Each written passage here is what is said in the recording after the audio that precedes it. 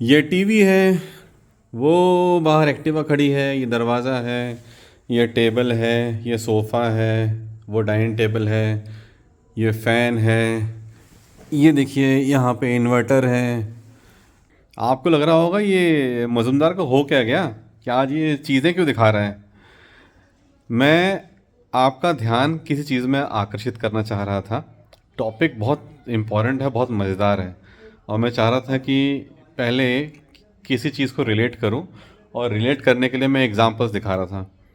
तो मैंने आपको वहाँ पे एक्टिवा दिखाई, यहाँ पे टीवी दिखाया, और तमाम सारी चीज़ें दिखाई। टॉपिक ये है, ये सब की एक लाइफ है, और ये सब मैंने नहीं बनाया है। ये मैंने ख़रीदा है। जब मैं काम करता हूँ तो कुछ पैसे कमाता हूँ, तो मैंने चीज़ों को अर्जित किया है, जोड़ा है, और चीज़ों को ख़रीदा है। ये बनाया किसी और ने है। जब कभी ये ख़राब भी होंगे ना, तो रिपेयर कोई और करेगा। हम सबके लाइफ में अकाउंट्स मेंटेन करने के लिए सीए होता है या अकाउंटेंट होता है। शरीर में कुछ प्रॉब्लम हो जाए तो डॉक्टर्स होते हैं, चाहे एलोपैथिक हो, होम्योपैथी हो, या आयुर्वेदिक हो। गाड़ी ख़राब हो जाए तो मैकेनिक होता है। फर्नीचर में कुछ गड़बड़ हो जाए तो कारपेंटर होता है ना। हम सब लेकिन अपना काम छोड़ के ये सब चीज़ें रिपेयर करने नहीं बैठ जाते हैं। फ़र्ज़ कीजिए अगर मेरा टीवी ख़राब हो गया, और मान लेते हैं कि मुझे आता भी है, थोड़ा बहुत मैं कर लेता हूँ, तो क्या मैं उसको रिपेयर करने बैठ जाऊँगा? नहीं बैठूँगा। मैं किसी व्यक्ति को ये काम दे दूँगा, क्योंकि मेरा काम नहीं है ये इसको रिपेयर करना, क्योंकि मेरा टाइम वेस्ट होगा। मैं ये काम किसी को दे दूँगा और मैं अपने काम पे फोकस करूँगा। आप समझ पा रहे हैं मैं इशारा कहाँ कर रहा हूँ। ऐसा ही रोल प्ले होता है फाइनेंशियल मैनेजर का, जो कि हूँ मैं या मेरे जैसे तमाम लोग। हम लोग हर व्यक्ति के जीवन का वो हिस्सा टटोलते हैं, या वो हिस्सा उनके जीवन में उजागर या उज्जवल करने की कोशिश करते हैं, जिसको बोलते हैं सेविंग्स।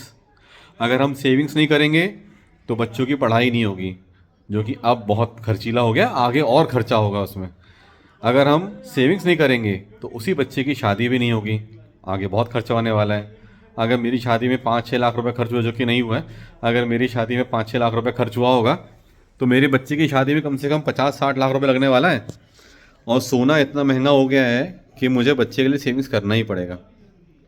अगर मैं विश्व भ्रमण करने जाना चाहता हूँ, वर्ल्ड टूर करने जाना चाहता हूँ, तो मुझे पैसे जोड़ने पड़ेंगे। ऐसी तमाम टारगेट्स आते हैं। Pension, term insurance, health insurance, mediclaim जिसको हम लोग बोलते हैं, या फिर बच्चों के लिए एजुकेशन प्लान। ये सब काम हमारा है, क्योंकि हम लोगों को सुबह से लेकर शाम तक इसी में डूबे रहते हैं, इसी में तैरते रहते हैं। आप ये कह सकते हो कि समंदर एक तरह का, जहाँ पे हमको पता है कि कहाँ पानी गहरा है और कहाँ पे कौन सा प्रोडक्ट है। हमको मौका दीजिए। आपके पेंशन की नीड, आपके टर्म इंश्योरेंस की नीड, आपके हेल्थ इंश्योरेंस की नीड मैं पूरा करूंगा। मैं पलाश मजुमदार, फाइनेंशियल प्लानर 22 साल से ये प्लानिंग का काम कर रहा हूँ। एज अ प्लानर 22 साल से ये काम कर रहा हूँ, तो मुझे ये मौका दीजिए। मैं आप तक आपके नीड के हिसाब से, आपकी नीड को आपके सामने कैलकुलेट करूंगा, उसके हिसाब से प्लान डिज़ाइन करके आपके सामने पेश करूंगा। फिर हम इन्वेस्टमेंट की तरफ कदम बढ़ाएंगे, और उसको निरंतर चालू रखेंगे जब तक हमारा टारगेट अचीव ना हो जाए। आप समझ सकते हैं, हर व्यक्ति के पास अगर पेंशन होगा तो आने वाला भविष्य हमारा भी उज्जवल होगा, और अगर हमारा भविष्य उज्जवल होगा तो हमारे भारत का भविष्य भी उज्जवल होगा। ये हमारी रिस्पॉन्सिबिलिटी बनती है। अगर मेरे पास पैसा होगा तो कहीं ना कहीं मैं बच्चों पे बोझ नहीं बनूंगा। बच्चों पे बोझ नहीं बनूंगा तो बच्चे और काम कर पाएंगे और आगे ग्रो कर पाएंगे, और ये निरंतर निरर्थक चलेगा, और आगे जाके इस पूरे देश को ही भला होना है। प्लान कीजिए, मुझे बुलाइए। मैं आपके फ़ोन का, आपके व्हाट्सएप का, आपके मैसेज का, आपकी ईमेल आईडी का वेट करूँगा। नेक्स्ट वीडियो के लिए जय हिंद, जय भारत।